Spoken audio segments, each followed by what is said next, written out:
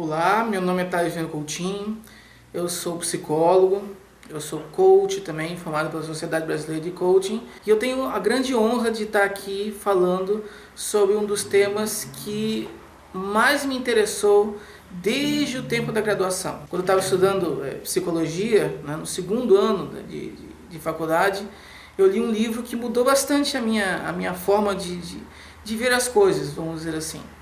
Chama-se Por que Amamos?, de uma antropóloga chamada Ellen Fisher. Quando eu li aquele livro, eu vi que muito mais do que a literatura de ficção, muito mais do que a literatura filosófica, existe também uma literatura científica do amor.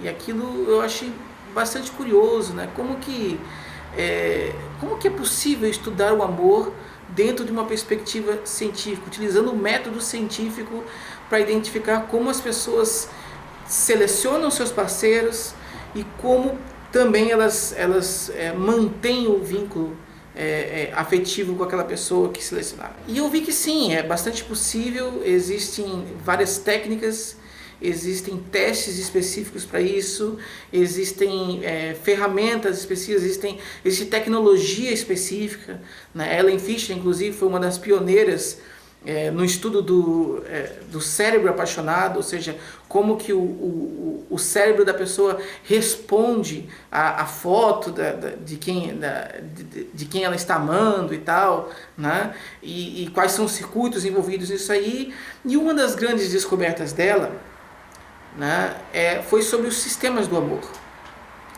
Hoje em dia a gente entende que o amor não é uma coisa só.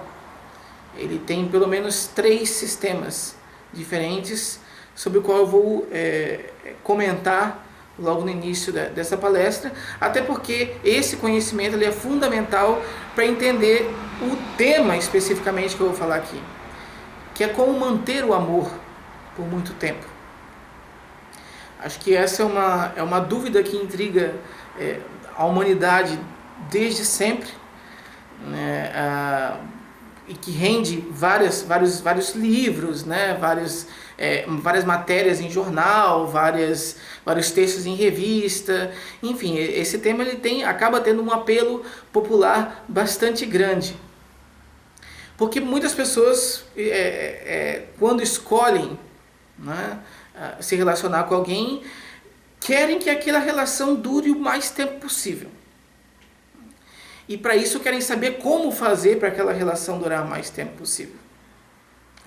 A diferença é que quando a gente vai buscar essa resposta na ciência, a possibilidade de aplicar aqueles resultados das investigações no nosso cotidiano e ter um resultado para a nossa própria vida é maior. Porque aquele resultado que foi obtido nas pesquisas, eles representam de fato uma amostra, uma média de determinada população. E existe uma grande possibilidade de que aquele resultado descoberto lá, quando aplicado na nossa vida, mude mais significativamente o nosso relacionamento. O que eu quero dizer com isso? Que é diferente de quando alguém descobre uma fórmula de manter o relacionamento por uma experiência que ela teve, né? É possível, sim, várias pessoas, né, fazem isso, mas geralmente essas fórmulas ajudam na vida daqueles indivíduos, né? Até porque eles não conseguiram controlar muitas variáveis, enfim, então não dá para inferir o que de fato causou a longevidade daquele relacionamento e o que ele acha que causou, né? Então esse é basicamente o grande diferencial de basear a sua estratégia de manter um relacionamento por longa data na ciência em relação ao senso comum.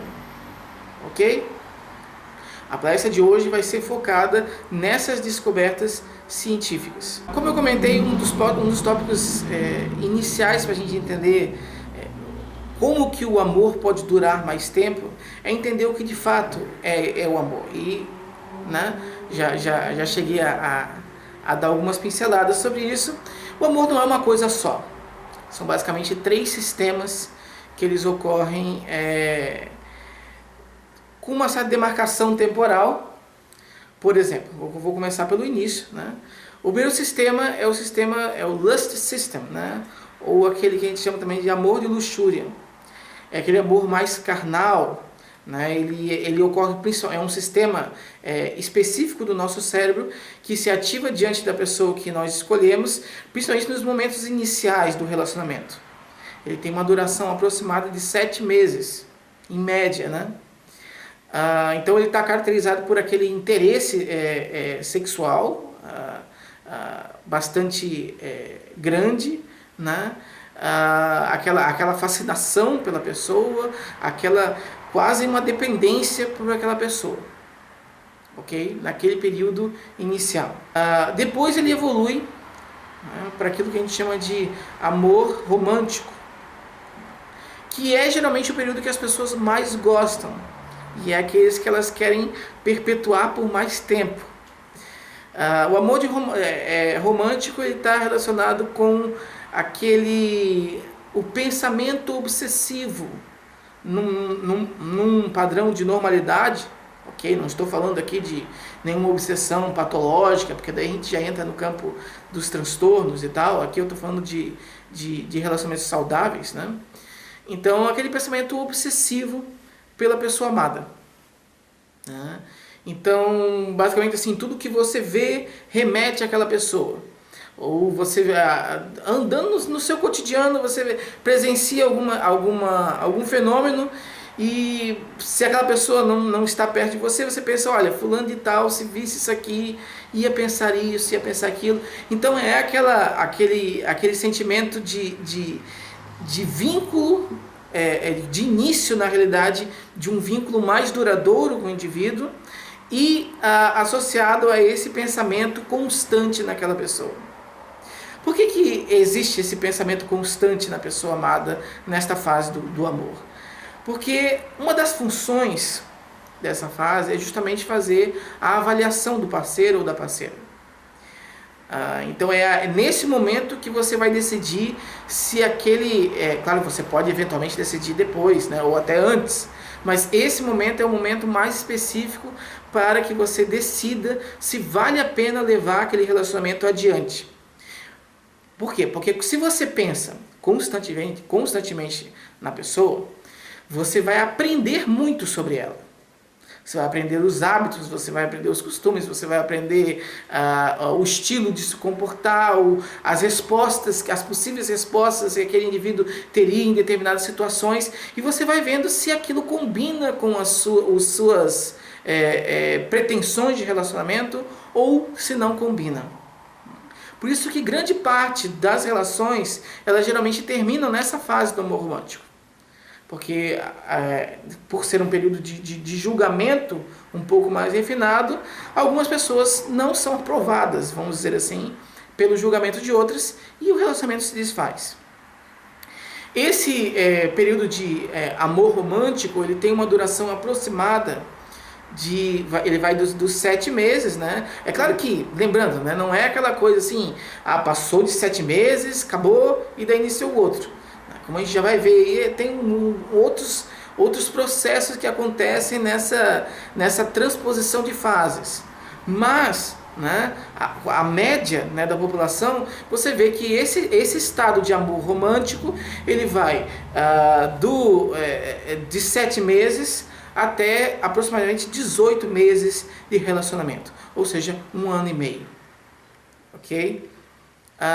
Então esse é o segundo sistema, ou o segundo processo desse fenômeno mais amplo que a gente considera, né, o amor. O terceiro e último, pelo menos até onde a gente sabe hoje, chama-se amor de ligação, o attachment system. Esse tipo de amor, ele é aquele mais relacionado a sentimentos familiares, a desejo de formar uma família, de se casar, né? Não pode, muitas vezes inclui o desejo de ter filhos, pode eventualmente não incluir o desejo de ter filhos, mas é mais aquele tipo de relacionamento com vínculo. É aquele tipo de relacionamento com uma concepção familiar, tá? Bem mais amadurecida, ok? Então esse tipo de relacionamento, de mecanismo, ele tende a durar, né, durante todo o resto da relação. Ele tem grandes coisas, grandes aspectos positivos, mas outros aspectos que às vezes as pessoas reclamam, né? Porque ele corre o risco de cair na rotina, né? E aquela rotina de casal que as pessoas dizem, né? Então e quando cai na rotina, né? O amor ele quase ele tem uma grande chance de se desfazer. A rotina não é benéfica, pelo menos para a grande maioria dos casais, para o relacionamento se manter. Ok? Bom, o que eles identificaram, esse processo de evolução, então, que começa nesse sistema, mais relacionado ao desejo carnal pela pessoa, depois passaria para esse sistema mais de obsessão, de avaliação do outro indivíduo, e por fim a esse terceiro sistema de ligação entre os dois, né? Isso acontece com a grande maioria das pessoas, a evolução do processo do amor. Só que o que eles descobriram é que naqueles indivíduos que realmente conseguem se manterem no relacionamento durante longos períodos de tempo, 20, 30, 40 anos, e é um relacionamento de fato sincero, não é aquele que a pessoa vai empurrando com a barriga e tal, é aquele que a pessoa realmente se mantém apaixonada uma pela outra depois de muitos anos. São aqueles indivíduos que conseguiram de alguma forma manter as três fases sobrepostas, as três fases juntas. Ou seja, ao invés do cérebro deles, né, ter passado mesmo de um processo para o outro e desse segundo para o terceiro, é como se do primeiro para o segundo tivesse ainda ficado resquícios do primeiro, do segundo para o terceiro tivesse ainda ficado resquícios do segundo e do terceiro. Por isso que as pessoas têm essa satisfação depois de muito tempo, porque elas continuam com aquele pensamento romântico pela outra pessoa. Elas mantêm o romantismo, elas mantêm o interesse sexual pela outra pessoa, né? E mantêm o vínculo familiar com ela, o vínculo afetivo mais próximo também. Ok? Então, a explicação, né, que nós temos hoje para essas pessoas que conseguem manter esse relacionamento, manter a chama do amor acesa durante muito tempo, é porque elas conseguem de alguma forma continuar com as características principais de todos esses sistemas fundamentais do amor. Então não vão necessariamente passando para uma e esquecendo da outra. A grande pergunta é como? Como que as pessoas mantêm esses três sistemas? Bom, existem algumas possibilidades, né, algumas já estudadas com bastante propriedade, né, apesar de que em função da enorme complexidade desse sentimento, é muito provável que exista ainda muito mais coisa que a gente não sabe ainda nesse momento. Então, mas que serão descobertas com o tempo, porque a ciência está cada vez mais se dedicando a esse tema, entendendo que um bom relacionamento, né, não vai necessariamente impedir que a pessoa adoeça mentalmente, né? Não vai necessariamente impedir que a pessoa caia em depressão, ou tenha algum transtorno de ansiedade, ou tenha algum outro tipo de transtorno, mas se essas pessoas vierem a manifestar esses sintomas disfuncionais, quando elas estão num relacionamento saudável, aquilo vai ser vai ter um prognóstico muito mais positivo, vai ter uma evolução do quadro bem mais positivo. né? Então o amor ele realmente está muito relacionado, está intrinsecamente relacionado à qualidade de vida das pessoas. Então por isso que a ciência está se dedicando bastante a estudar como é que esse processo acontece. Então a gente não sabe ainda todos os elementos que contribuem para que o amor dure por muito tempo, mas alguns a gente já sabe. E eu quero comentar sobre aqueles que já estão bem estabelecidos na literatura. O primeiro deles é aquele que eu comentei ainda há pouco, que é a rotina, né? A rotina ela acaba sendo prejudicial para o relacionamento, porque ela está muito pouco relacionada tanto à primeira fase quanto à segunda fase. Então é um padrão de comportamento que não remete ao romantismo e que não remete a esse interesse sexual. É como se você estivesse esgotado com relação àquela pessoa. Você não vê mais perspectiva, não tem mais novidade, não tem mais nenhuma surpresa positiva, não tem mais nenhum tipo de característica ou de elemento que faça reavivar aquela emoção que era sentida nas duas primeiras fases. Então você fica na certeza, sempre na certeza. Fulano de tal vai sair, vai chegar, vamos almoçar no mesmo lugar, vamos assistir o mesmo programa de televisão, vamos viajar uma determinada frequência específica para um determinado local específico, com um determinado grupo de pessoas específicas. Então é tudo muito programado, não tem aquele fator surpresa, aquele fator surpreendentemente positivo, né? Então, por isso que a gente considera que quando o relacionamento ele cai nessa rotina, ou quando ele se deixa levar pela rotina, ele acaba sendo prejudicial. Uma coisa interessante é que quando eventualmente a gente fala sobre isso, as pessoas pensam que, então vamos começar agora a viver da forma mais inconsequente até possível. Vamos agora viajar todos os dias, vamos ver todos os dias um programa de televisão diferente, vamos, enfim, fazer coisas totalmente diferentes. Aí tem aquela outra questão, porque se você começa a fazer também coisas totalmente diferentes o tempo inteiro, você também acaba caindo numa rotina de mudanças constantes.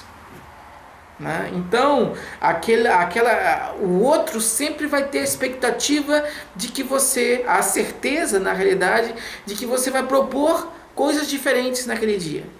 E isso não deixa de ser uma rotina. Então, aí que está o ponto-chave, vamos dizer assim. Quando eu falo que a rotina ela é tóxica por relacionamento, não é necessariamente para ir para esse outro oposto de fazer tudo diferente, porque senão você acaba caindo nessa rotina. Rotina é tóxica porque ela deixa a relação previsível. A previsibilidade ela é prejudicial para o relacionamento. Então é muito importante que você planeje com a pessoa que você está se relacionando eventualmente atividades que sejam prazerosas para ambos, porque é fundamental ter um dos elementos também fundamental para a longevidade do relacionamento é a empatia. Então você tem que de fato saber se aquilo que você está propondo vai agradar aquela outra pessoa também. Tem que os dois estarem em comum acordo. Estando em comum acordo, então é interessante propor de vez em quando, vez por outra, fazer coisas diferentes. Então aqui a surpresa ou o aspecto mais diferente da relação, ele não é uma coisa previsível, e também não é uma coisa inexistente. Então você tem que manter esse meio termo entre a rotina natural e exigida, porque a sociedade acaba evidentemente exigindo uma rotina na nossa vida. A gente tem um horário de trabalho, a gente tem um horário de ir para casa, a gente tem um horário para almoçar, né? Mas dentro daquela rotina sempre se preocupar em colocar elementos surpreendentes e que sejam surpresas positivas. E que para você criar essas surpresas positivas para essa outra pessoa, né, que consequentemente vai te fazer bem, porque se você está amando aquela pessoa, quando a outra pessoa está feliz com o relacionamento, você também se sente gratificado, você também se sente feliz com aquele relacionamento. Então, para você conseguir ter esse resultado, né, e acertar nas surpresas, acabar evitando coisas desagradáveis, enfim, é preciso também ter esse exercício constante de se colocar no lugar da outra pessoa e analisar o que aquela outra pessoa de fato poderia achar, poderia sentir quando estiver realizando aquele processo, aquela viagem, alguma coisa assim. Será que aquela viagem realmente vai agradar aquela outra pessoa? Ou é uma coisa só para mim? Né? Então tudo isso tem que ser pesado, tem que ser... tem que ter uma reflexão nesse processo para que aquela iniciativa sua realmente gere resultados. Realmente mantenha a chama daquele relacionamento bastante... desenvolvida, bastante forte, bastante intensa. Um outro fator também muito relacionado a esse processo de empatia é a regulação das emoções, ou a consciência, na realidade, emocional. É preciso que tanto o indivíduo, o indivíduo ele tenha essa percepção, essa consciência das próprias emoções quando está se dirigindo à pessoa amada. E isso é muito importante porque isso não diz respeito apenas, claro que aqui o foco é o relacionamento amoroso, né? Mas isso não diz respeito apenas à relação entre você e sua companheira ou você e seu companheiro. Isso diz respeito ao trato pessoal, né? Com amigos, com colegas de trabalho, com familiares, enfim. Essa consciência emocional ela é fundamental. Você precisa estar consciente das suas emoções para conseguir manejá-las adequadamente. Para conseguir perceber se, por exemplo, determinada coisa que você está pensando ou está prestes a fazer é movida por um sentimento que pode não necessariamente ser agradável para aquele momento. Né? Se você está sendo impulsivo em função da raiva, sendo impulsivo em função de uma realidade, de uma felicidade desproporcional. Então, todos esses tipos de emoções que permeiam o nosso comportamento, a gente precisa ter alguma forma de monitorá-las, de avaliá-las e de exercer um julgamento crítico sobre elas, né, para saber se realmente vale a pena agir em função delas naquele contexto ou não. Ou se existe uma outra emoção mais adaptada àquela situação para ser utilizada na hora de manifestar aquela resposta. Né? Então, essa consciência emocional ela é muito importante, tanto no nível do indivíduo, quanto num outro, bastante importante também, que é na percepção do outro. Ou seja, você também precisa estar consciente das emoções da outra pessoa. Porque assim como nós sentimos coisas que eventualmente não manifestamos através de palavras, mas fazemos isso através de expressões faciais, porque é muito, muito difícil controlar as nossas expressões faciais, a outra pessoa pode fazer a mesma coisa. Então ela pode estar triste com você por alguma razão. Naquele momento em específico ela não quis, por alguma razão, né, manifestar, verbalizar aquela tristeza, mas ela manifestou através da expressão dela. E isso você precisa estar muito atento para conseguir captar e tentar resolver aquele problema. E às vezes você mesmo dá abertura para outra pessoa comentar por que ela está triste com você, por que ela ficou com raiva de você, por que enfim, né? Por que aquelas emoções se manifestaram. É muito importante que isso seja feito naquele momento específico para que não vá virando uma bola de neve. Todos os problemas que a gente puder resolver logo no início deles, será mais fácil. Então, se quando você fala alguma coisa, se quando você age de determinada forma e percebe por alguma razão, por um olhar, por uma expressão facial, às vezes até por um tom de voz do telefone, que a outra pessoa desaprovou ou que teve alguma emoção que não é uma emoção positiva, né? É muito importante que você questione de uma forma, claro, sempre bastante educada. Afinal, o seu interesse, né, partindo do interesse que você quer manter aquele relacionamento, então você tem que expor aquela sua dúvida nunca de uma forma ríspida, né? Porque se você expõe de uma forma ríspida, a chance de você receber uma resposta ríspida é também maior. Então aquilo que você queria na verdade resolver, você vai piorar, tá? Então a forma é que você procure abordar aquela questão para saber o que houve e principalmente para saber o que pode ser feito para reparar aquilo ali, ok? Então esse tipo de comportamento é muito importante que os dois indivíduos da relação tenham, tanto com eles próprios, monitorando as próprias emoções, para que não hajam no calor delas. As emoções são fundamentais para o nosso comportamento, mas às vezes elas fazem com que nós tenhamos comportamentos que não são produtivos, que não são necessários para aquela situação. Então é importante que a gente monitore essas emoções e lide adequadamente com elas e também consiga avaliar bem atentamente as emoções das outras pessoas para utilizar essas emoções como um próprio feedback social.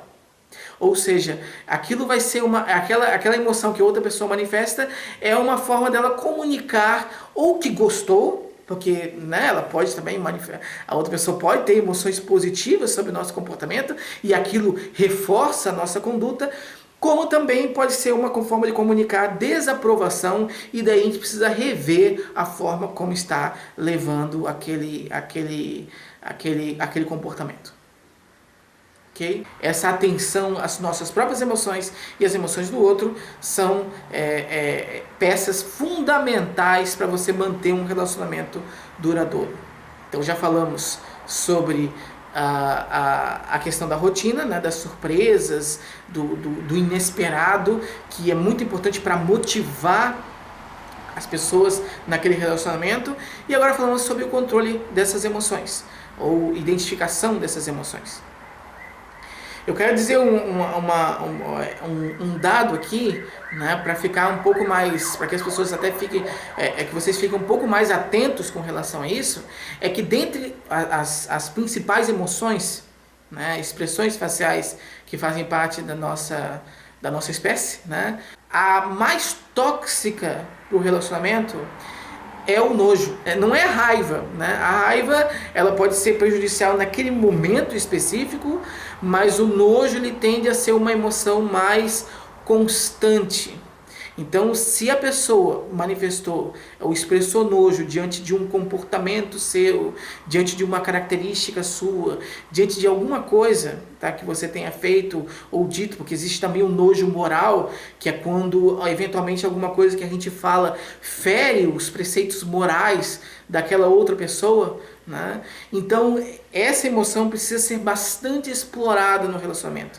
Quando você percebe que o outro ou a outra está se enojando muito de algumas características suas, pare para resolver aquele problema, para saber como você pode, partindo do pressuposto que você deseja manter aquele relacionamento por muito tempo, né? Porque senão não precisa pode ficar na rotina, pode não precisa cuidar com nenhuma emoção, né, que o relacionamento se desfaz por ele mesmo. Mas se você tem interesse, eu acredito que você tem interesse de manter esse relacionamento com a pessoa, é muito importante que você preste bastante atenção nessas emoções e um cuidado específico com o nojo, ok? Até porque o nojo ele está relacionado com muito incompatibilidade, né, com o risco de contaminação. Então, quando uma pessoa passa a julgar que de alguma forma ou outra é um vetor de contaminação para ela, como é que ela vai se aproximar dessa outra pessoa? Como é que ela vai trocar carícias com essa outra pessoa?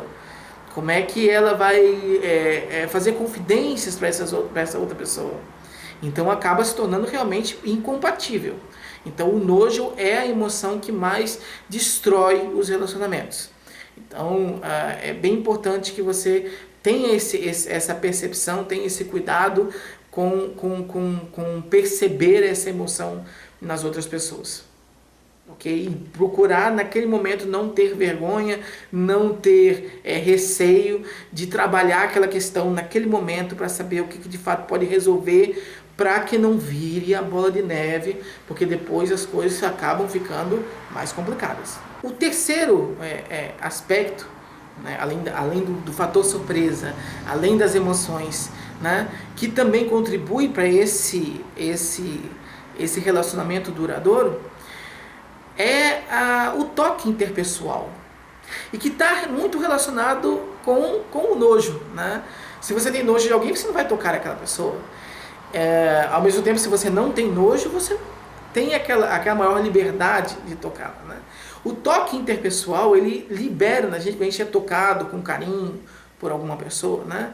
E especificamente pela pessoa por quem estamos apaixonados, libera no nosso organismo uma série de hormônios, entre eles a ocitocina, que é um hormônio muito relacionado ao vínculo e bem característico dessa fase do amor de ligação.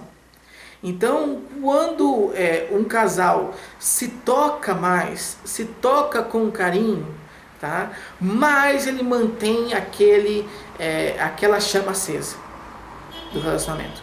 E isso é importante porque, apesar de óbvio, né, o que a gente percebe, infelizmente, na realidade, é que os casais estão cada vez mais distantes um do outro. Claro, existem questões, eventualmente, de trabalho, exigências de viajar ou de ficar um tempo fora e tal, né? Isso, infelizmente, faz parte, né, da sociedade, não tem muito o que fazer com isso. Mas existem momentos em que você está junto com aquela pessoa, né? E nestes momentos que você está junto com aquela pessoa, é importante aproveitar para olhar nos olhos da pessoa. O contato visual ele é muito importante, né? Para ter essa troca afetiva, certo? Através do contato, do toque interpessoal, né? Então é importante que esses momentos em que de fato as pessoas estão juntas uma das outras, elas utilizem para recorrer a essas formas de manter o vínculo, né? De manter aquela noção no outro de que você está presente. Porque às vezes as pessoas estão se relacionando e elas vivem no mesmo ambiente, comem na mesma mesa, dormem no mesmo quarto, assistem a televisão no mesmo sofá, mas parece que não estão juntas. E isso acaba depondo contra o relacionamento. Isso acaba prejudicando o relacionamento.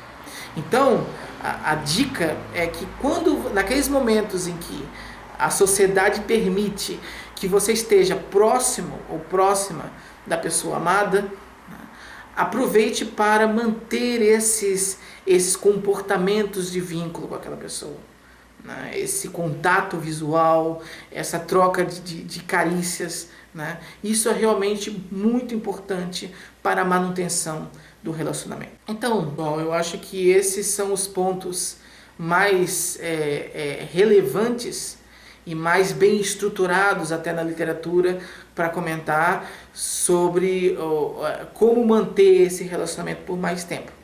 Vocês devem ter reparado que dá trabalho, né? O relacionamento ele não é uma coisa fácil de ser mantida, e talvez por isso que tantos relacionamentos acabem. Mas o aspecto principal, por isso que várias vezes eu toquei aqui na questão de partindo do pressuposto de que você realmente queira manter aquela relação.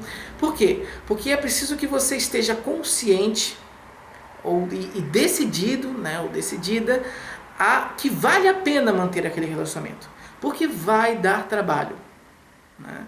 Vai ter que ser bem manejado, vai ter que ter cuidados, vai ter que ceder em várias coisas, né? Então são vários exercícios diários que num primeiro momento eles podem dar um trabalho bastante grande. Depois você vai vendo que o fruto daquele seu esforço é bem positivo, né? Então vai diminuir aquela sensação de ter que se esforçar muito, mas num primeiro momento acaba sim dando trabalho, acaba sim tendo que se esforçar, e por isso você tem que ter uma plena consciência de que vale a pena manter aquele relacionamento, certo?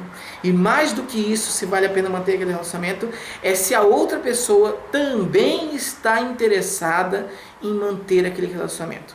Porque assim como quando um não quer, dois não brigam, quando um não quer também, dois não ficam numa relação. Certo? Então, eu espero que essas dicas, né, baseadas em evidências científicas, possam ter ajudado vocês de alguma forma a melhorar a qualidade, a satisfação com o relacionamento e, consequentemente, a duração dele, fazendo com que o amor dure por mais tempo. Ok? Então, dando uma resumida nos 3 tópicos, é importante a surpresa positiva, sempre pensando, né, na empatia, pensando no que o outro vai pensar sobre aquilo ali, se vai ser agradável para o outro, e claro, para você também, por consequência.